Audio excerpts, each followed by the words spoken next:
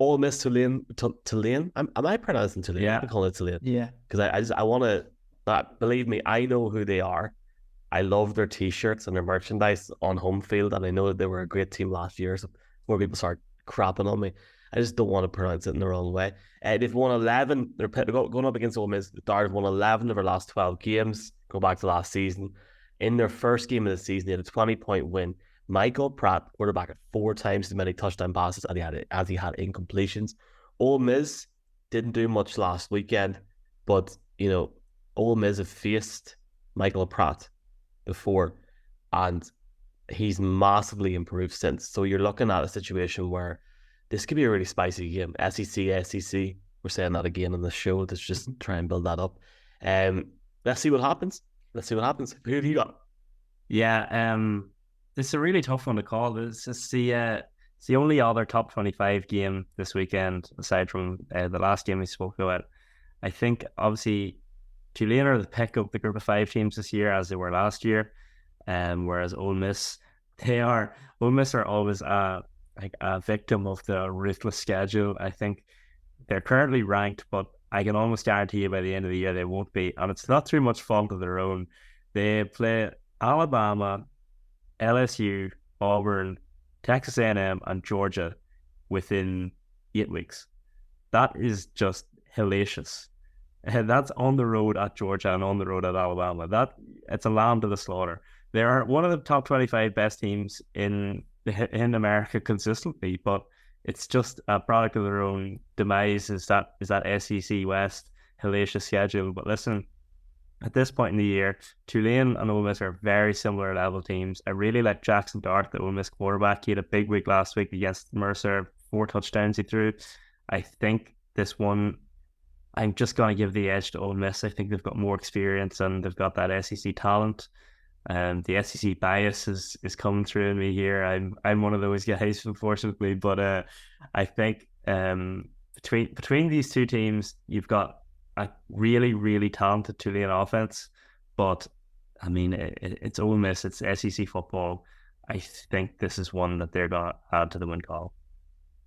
Ole Miss really have those guys on the secondary, and you feel like they've got those bodies to really get over the line against Tulane. Are you in the same camp as Dara here? I think I am, and I think this is really just more of a thing of like, it's an SEC team against a Tulane team. Like, even coming into this, like, just the level of talent, player for player is more than likely fairly in Ole Miss's favor. Like Michael Pratt, the Tulane quarterback, I really like him, but like Jackson Dart is like, the type of guy who people like recruit, like do whatever they can to recruit. And he was a transfer last year and had a decent year last year.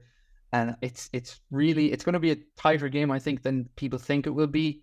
But I think it will be a high scoring game. I think, both of these teams have amazing offenses. Michael Pratt actually last week has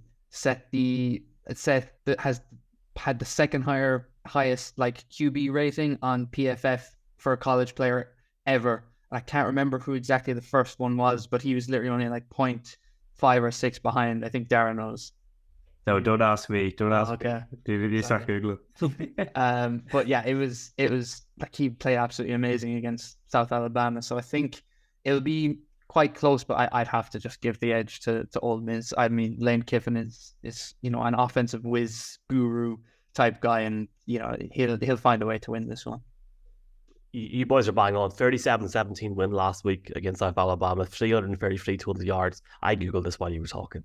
4 passing touchdowns, 7 20-plus yard completions, and a quarterback rating of 96.5.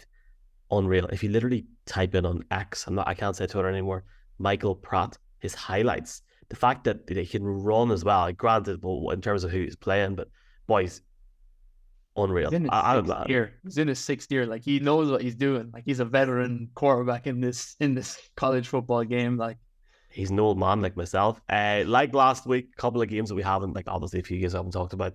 UNLV and Michigan. Michigan looked fine last week. They looked 100%, boys. Justice for Jim Harbaugh. Yeah, justice for Jim Harbaugh.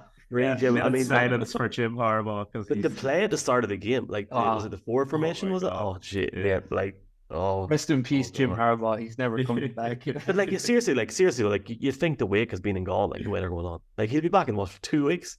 Texas A&M, who are ranked 23rd at Miami. I guess best of the rest. Illinois, Kansas is on Friday.